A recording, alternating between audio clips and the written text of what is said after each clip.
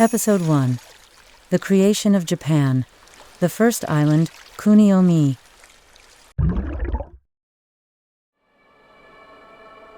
Long, long ago, before the world took shape, everything was a dark, muddy chaos.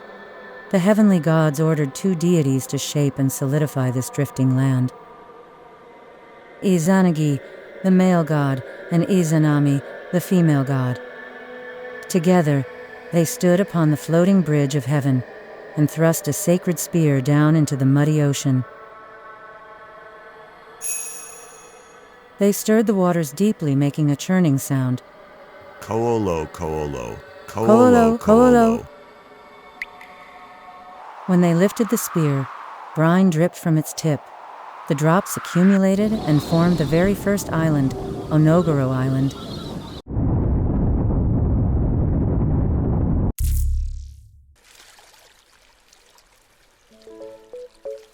Descending to the island, they built a grand pillar and walked around it to exchange their marriage vows. What a wonderful and handsome god you are. And what a beautiful and lovely goddess you are. And so, they gave birth to islands one after another, Awaji, Shikoku, Kyushu, and Honshu. This is how the land of Japan was born.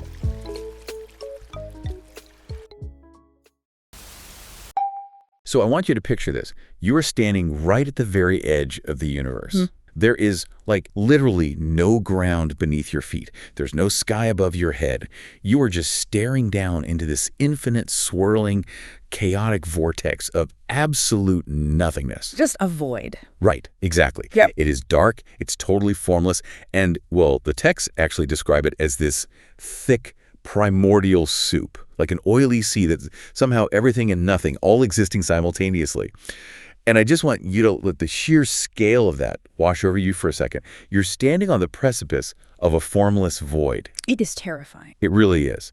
And the way human beings historically attempt to paint the very first strokes onto that terrifying infinite canvas, it tells us almost everything we need to know about who they eventually become. Yeah, I mean, it's the ultimate cosmological problem, right? Every single culture has to solve the void. They have to explain how we got from nothing to something.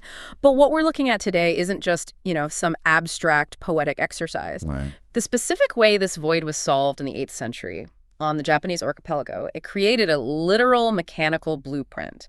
And that blueprint, it didn't just organize an ancient society, it effectively built the psychological framework for how millions of people around the globe interact with modern media today. Which is exactly the mission of our deep dive today. We're unpacking how some of the oldest, the most carefully codified creation myths in human history are not just these dusty relics sitting by museum glass. Oh, not at all. They are the active, beating heart of modern global pop culture phenomenons. And surprisingly, they contain a profoundly radical philosophy on human failure. They really do. So our primary sources for this are the Kojiki, which is a record of ancient matters compiled in, 712 AD? Yeah, 712 AD. And then the Nihon Shoki, which was compiled shortly after in 720 AD. Right. But we're cross-referencing those 8th century manuscripts with modern archaeological data from the Seto Inland Sea. And then, and this is the best part, mapping the underlying theology directly onto the game design mechanics of modern digital spaces. Because if we really want to fundamentally understand the glowing screens in your living room, specifically why digital environments created by studios like Ghibli or Nintendo feel so incredibly distinct from Western media,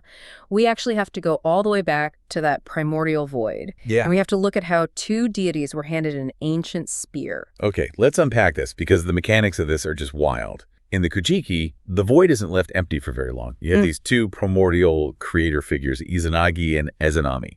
And they are standing on the floating bridge of heaven, and they're handed this specific object, the Ame-no-Noboko, the heavenly jeweled spear. Right, a very specific artifact. Exactly.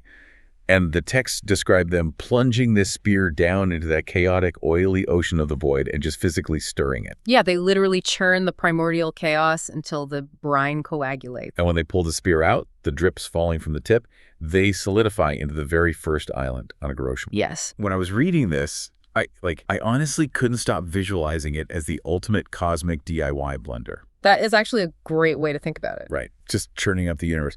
But I kept getting stuck on one detail. Why a spear I mean, couldn't spear just be like a universal, almost Freudian symbol for creation, or just a basic hunting tool? Why do our sources immediately jump to advanced industrial metallurgy as the genesis point? Well, it's a really vital question, because if we just look at the spear as a generic mythological trope, we miss the entire geopolitical reality of the 8th century. Oh, absolutely. You see, the Kojiki was commissioned by Empress Genmai.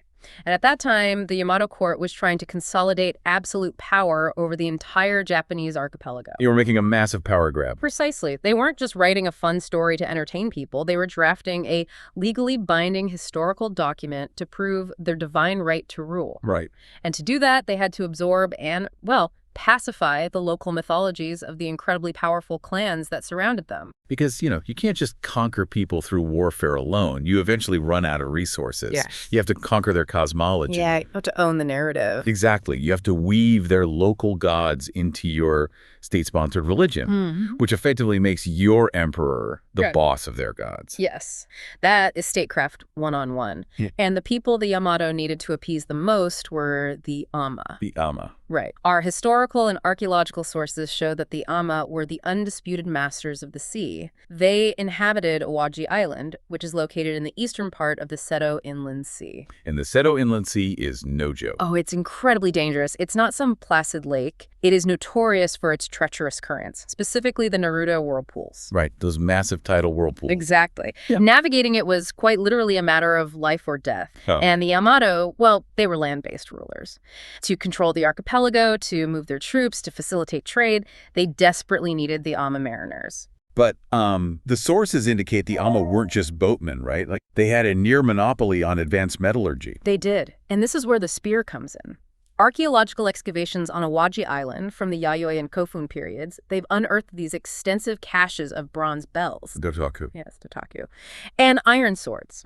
The Amma were working with advanced iron and bronze long before many others in the region. Wow. They were forging the tools, the weapons, and the navigational instruments required to completely dominate the physical world. Wait, really? That is absolutely wild. It's a huge technological advantage. So, okay, let me get this straight.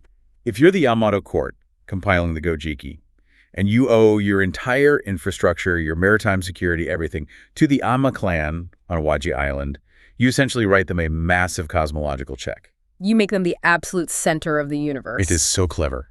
What's fascinating here is that in the Kojiki, that first island, Onogoro-jima, the island created by the coagulating drips from the spear. The DIY blender drips. Right, exactly. That island is explicitly identified in later verses as Awaji Island. The Yamato court literally codified Awaji as the firstborn landmass of the physical world. Oh, wow. And that heavenly jeweled spear. It is a direct mythological magnification of the advanced metallurgical technology that the Amma possessed. So it wasn't magic at all. No, the Yamato took the bleeding-edge technology of their political allies and elevated it into the magical artifact that churned the ocean. Are we saying that this ancient, deeply revered, magical creation myth is basically just a historical PR campaign to honor the people who had the best boats and the best metal? I mean, yes. That is exactly what it is, a very successful PR campaign. That totally reframes the entire myth for me. It is ancient statecraft masquerading as theology. They're using this cosmic blender story to regulate the political hierarchy of the 8th century. Right, but establishing the physical landmass,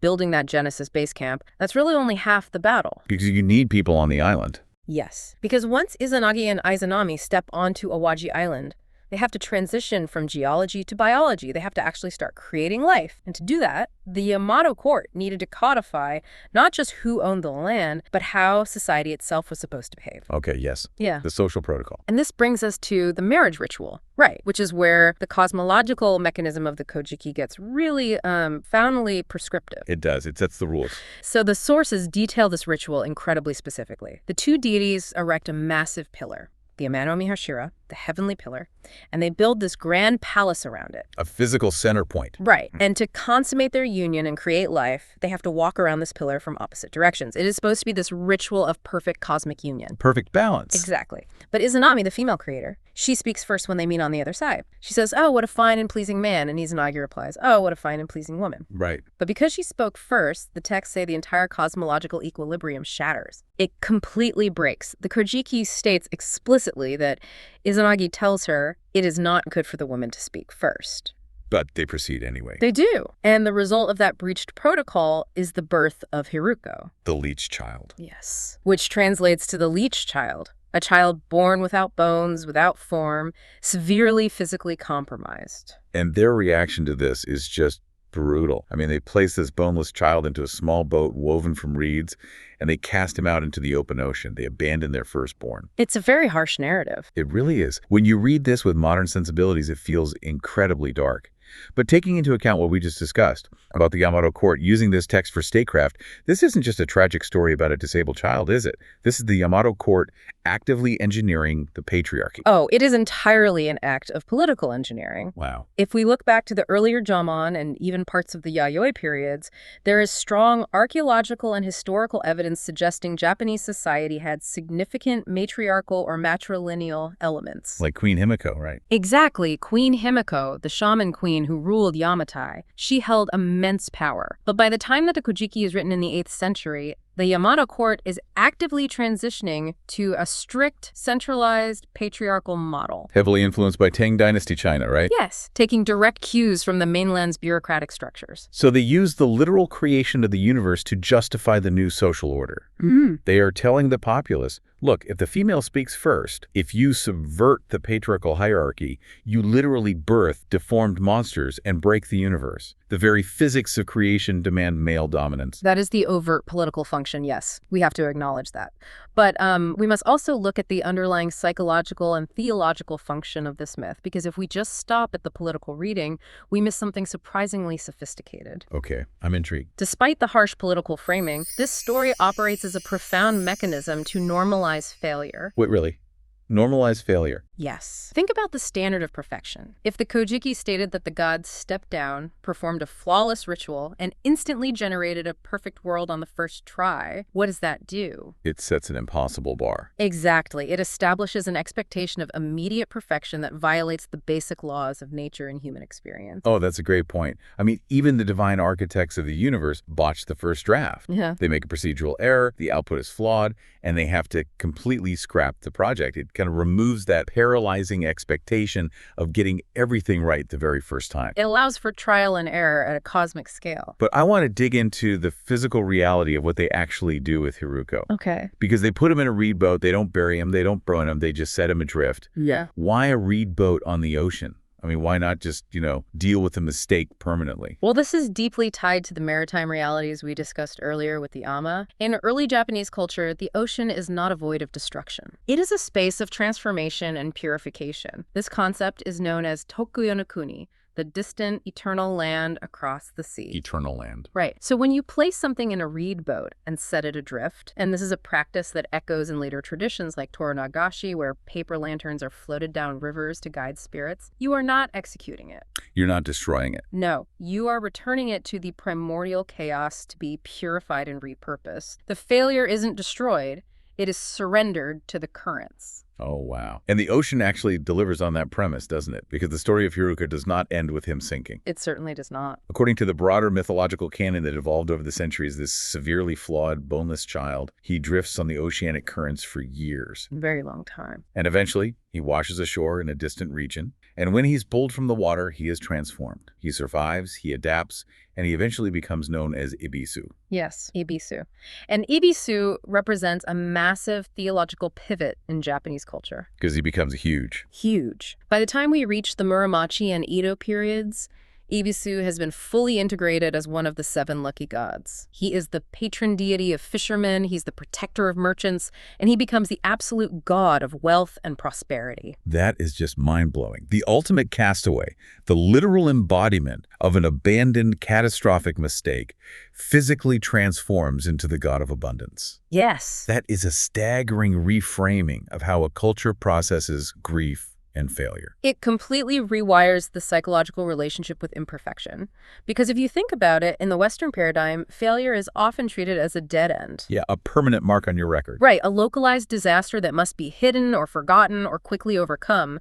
But the mechanism of Ibisu suggests that failure operates on a delay. A delay. I love that phrasing. When you attempt a project, a ritual, a business, a relationship, and it results in a flawed creation that you feel you must abandon, the energy of that effort isn't deleted. It's just just set adrift. Exactly. It marinates in the ocean of experience, it gains context, and the very thing you thought was your greatest mistake can wash back onto your shores decades later as your greatest asset. Let's really sit with that for a second, because the application of that idea is massive. If you, listening to this right now, think about that spectacular failure in your own life. We all have one. Oh, absolutely. The startup that totally tanked, the manuscript that was universally rejected, the relationship that just spectacularly collapsed. The cultural instinct is to view that as a permanent scar. A sign to stop trying. Right, but the Hiruko narratives suggest that the failure was just the necessary friction required to test the cosmic protocol. He had to produce the leech child to learn how to properly walk around the pillar. He had to find out what didn't work. And that failed startup isn't a dead file, it's drifting on the currents. The resilience you gained, the hard skills you learned while the ship was literally going down, that is Hiruko gestating in Diabisu. The failure itself becomes the engine of your future wealth. I think it beautifully replaces shame with patience. The universe utilizes all matter, including our missteps. Nothing is wasted. Nothing is wasted. But, returning to the text, once Izanagi and Izanami abandon Hiruko, they realize their procedural error. Right. They know something went wrong. They consult the heavenly deities who confirm the ritual was compromised by the female speaking first. So they reset. They go back. You try again. They return to the heavenly pillar. They walk around it again. But this time, Izanagi speaks first. The protocol is followed exactly. The cosmic balance is restored, and the floodgates of creation violently burst open. And this brings us to the concept of Kamiumi, the birth of the gods. Yes. But as the sources stress, we have to completely discard the anthropomorphic Greco-Roman idea of gods. We're not talking about guys sitting on clouds in togas. No, not at all. When Izanagi and Izanami give birth during Kamiumi, they aren't birthing people. They are birthing the physical environment itself. Yes. The Kojiki lists a staggering genealogy of environmental deities. They give birth to the kami of the sea foam, the kami of the estuaries, the kami of the mountain passes, the wind, the trees, the rivers. It's a massive list. It is. We are talking about the foundational codification of Japanese animism. And I think it's important to define that term. The 18th century scholar, Moturi Norinaga, defined kami not as an omnipotent, invisible creator, but as anything that possesses extraordinary, awe-inspiring power. Anything that evokes awe. Right. So a towering tree is a kami. A terrifying thunderstorm is a kami. And what the Kojiki establishes here is that the land isn't just a static canvas that human life happens on. It's not just a backdrop. No, the mountain isn't just a collection of igneous rock. It is a literal sibling to humanity. It shares the same divine parents.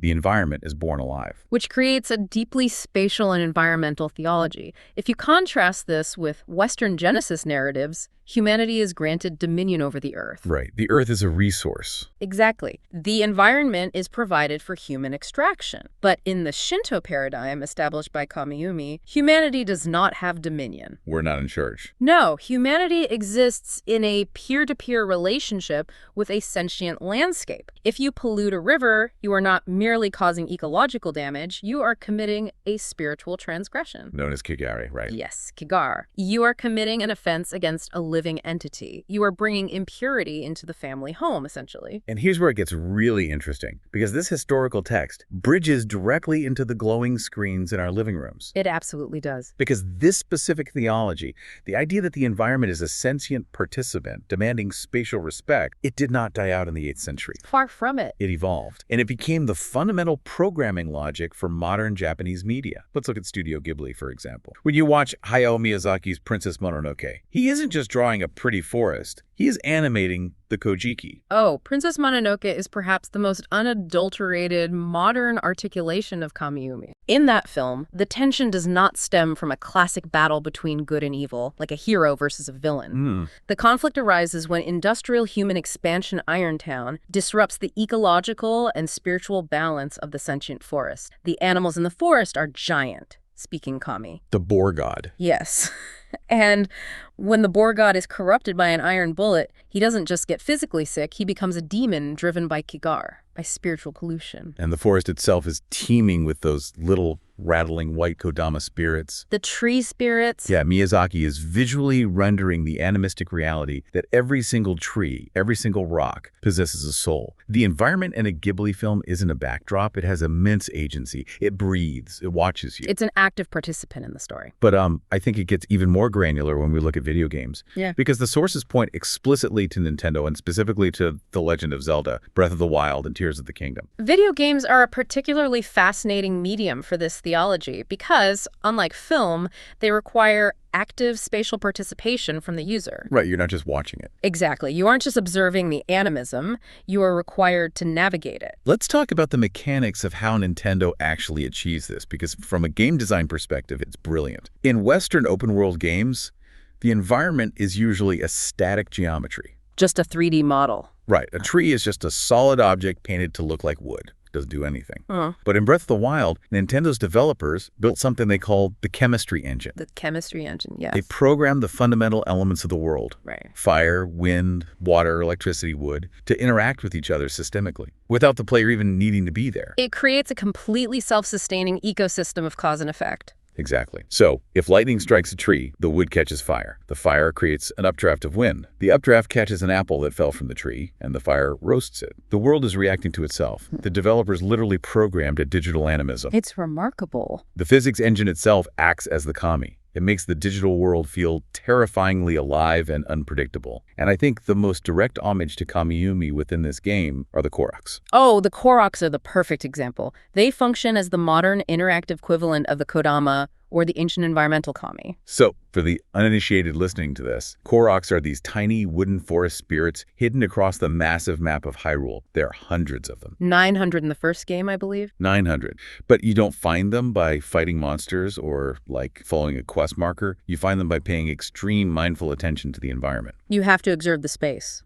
Right. You might be climbing a mountain and you notice a perfect circle of lily pads in the water way below you. Or there are 3 apple trees, but one has an extra apple on the left branch. Or a singular rock resting on the absolute peak of a ridge. Anomalies in nature. Exactly. And when you interact with that anomaly, when you complete the pattern, a Korok pops out, laughs, and gives you a seed. It is an incredible mechanism for enforcing environmental reverence. Enforcing reverence. I love that. Because the game is actively training the player to stop viewing the digital landscape as just empty space to sprint through on the way to the next objective. Which is how we play most games. Right. But Zelda forces you to look at the placement of a single rock, to respect the shape of a tree branch. It demands that you acknowledge the microscopic intentionality of the world. But this is where I really want to push the analysis further, because we have to talk about the global reality of this. Okay. You have a teenager sitting in their bedroom in Ohio or London or Sao Paulo. They're playing Zelda. They're noticing the lily pads. They're collecting Korok seeds. Doing the puzzles.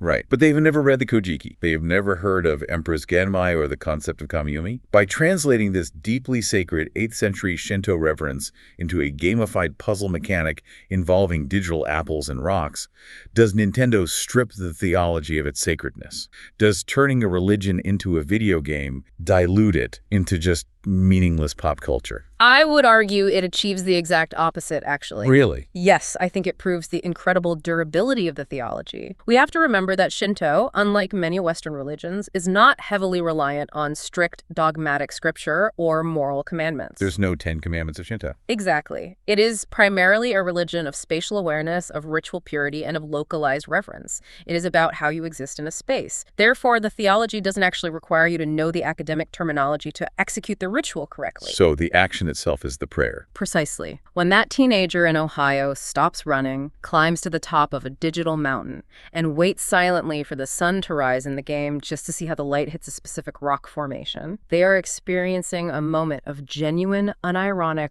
awe for an environment. They're feeling the kami. They are practicing mindfulness. They are recognizing that the space around them, even a digital one, has value and agency outside of their own ego. Wow. The medium has shifted, yes, from bamboo scrolls and wooden shrines to high-definition rendering engines and Joy-Cons, but the neurological and spiritual mechanism that enforce pause to respect the kami of the space, that remains entirely intact. That is wild. Video games are effectively serving as the Trojan horse for ancient animism. They are. They are the new folklore, transmitting a 1,200-year-old worldview to a global generation that would never otherwise interact with it. It makes the sacred accessible through play. Which, if you think about it, is what mythology has always done. Myths are not meant to be static, historical artifacts locked away in a library. Right. They are operating systems designed to help human beings process reality, deal with failure, and understand their relationship to the environment. So the Yamato court used oral traditions to build a political operating system, and Miyazaki and Miyamoto